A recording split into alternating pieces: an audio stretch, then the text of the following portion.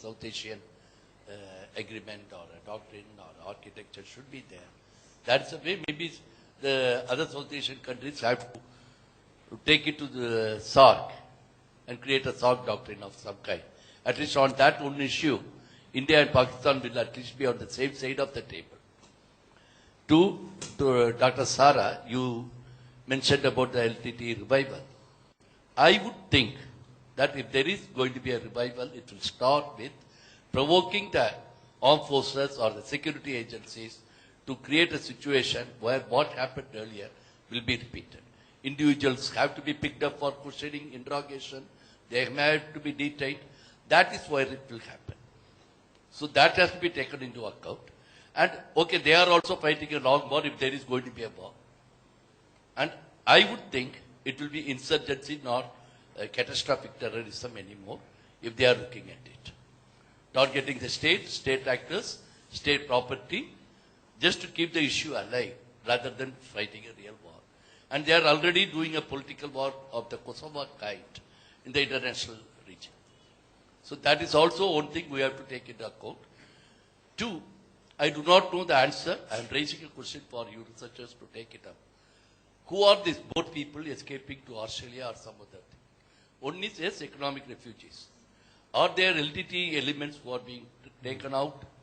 Maybe to Australia, maybe to somewhere else for training? Or people who are, boys who are being taken there with the idea of instilling the ideology, separatist ideology, and also maybe training of some kind. Thank you. Professor Narada. I'm Narada Varnasuriya, Senior Professor from the Medical Faculty. My question is also to Dr. Sara De Silva. Is there a possibility of a link up between militant fundamentalist Muslim groups and the LTT rump in Sri Lanka? That's the first question. Second one is, have we got the balance between strategic surveillance for resurgence of militancy and socio-political reconciliation with the vanquished right? Have we got the balance right? We will take the last question and then we'll go to the answer. Okay? Excuse me. So I'm Chandana Liyanapadavendi. I'm a lawyer by profession and a President's Counsel. Thank you very much for giving me a chance. My question also goes to Dr. Sara, but not particularly because of the, actually because of the subject that she had touched upon, which is also close upon to my area of interest. Now, given it a chance, now you have touched upon the question of training cadres coming back to Sri Lanka. That was one of the scenarios, and we have captured them and they were dealt with accordingly. Isn't there a, if you are given a chance, no, in Sri Lanka is physically very much close upon to the Tamil Nadu, where there had been considerable training under different governments. If you are given a chance to be in a part of a delegation representing Sri Lanka to meet the present Indian government, how would we deal with the situation of avoiding of future training of such militants who would be coming back to Sri Lanka? How are you going to approach this situation? Okay, Sarah, you can. Thank you, sirs, for the question. I don't know where to start, so I'll just, I think Sir Satyamurthy, that was just a general comment, right? So I'll just leave it at that. Professor's question regarding the LTT, the possible link between the LTT and Muslim extremism in the country.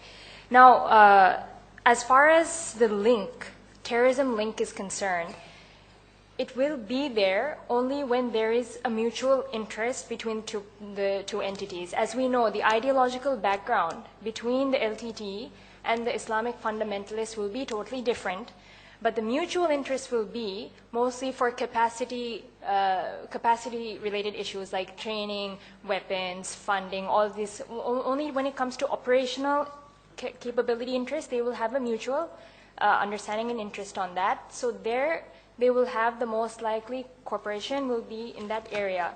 When it comes to the actual targets and when it comes to the operation itself, the tactical level, it will be totally different just because their ideological motivation is totally different. But in terms of operational capacity, most likely, I mean, this is nothing new. LTTs always worked with Palestinian liberation organizations from the 80s. They have had different links with other terrorist groups. So there's no reason that if there is a new movement, that the LTT will not, there's no reason that they will not cooperate with other elements in the country. So that's one question. The answer to your question that's the only, sorry, you were talking about the social element? So can you elaborate that on that? Balance.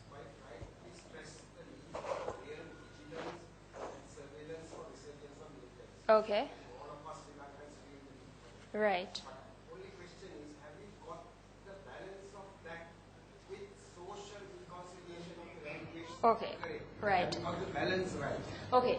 I think as I briefly mentioned in my conclusion, I said the key, therefore, is a meaningful reconciliation. That is the key which will prevent Sri Lanka from going back into the conflict trap.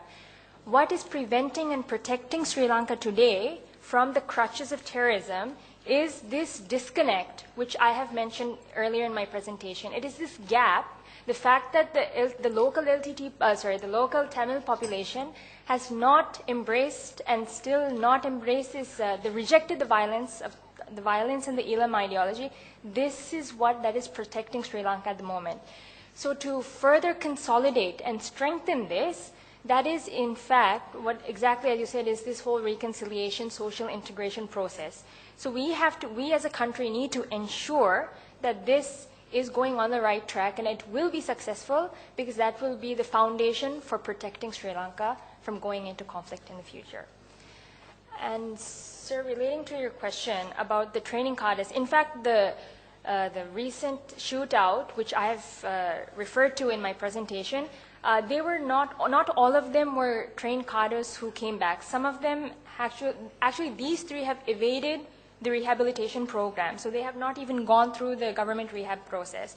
So most of the cadres that are most likely to engage in the violence in Sri Lanka are those who have evaded this government rehabilitation programs. If you look at the terrorism recidivism rate, the recidivist rate of terrorists, those who have undergone the government rehabilitation program so far, fortunately, has not gone back to the path of terrorism again. So if you're talking about these cadres who are going to assemble in the country, those are those are people who have not undergone the rehabilitation program. So then it becomes the responsibility of the government, as well as the law enforcement agencies and the security forces of Sri Lanka, to ensure that those who have evaded and run away is continued to be apprehended and arrested, like exactly that we see now today. So I hope that kind of addresses your question.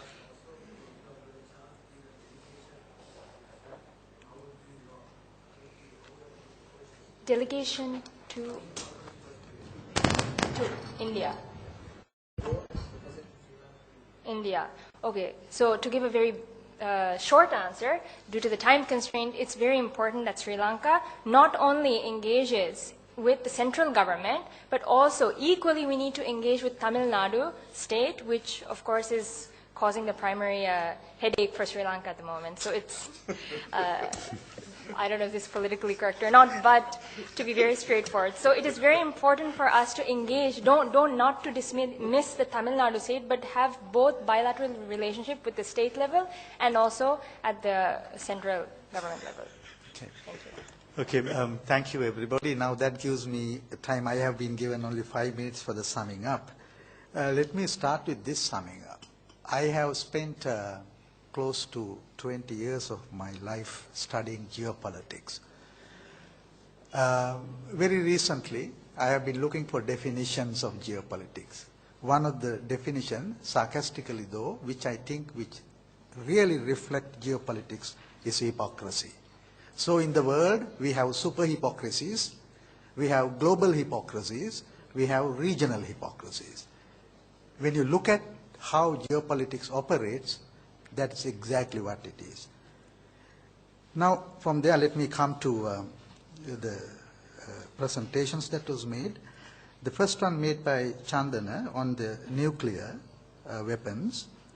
His argument is that the smaller nations, those who don't possess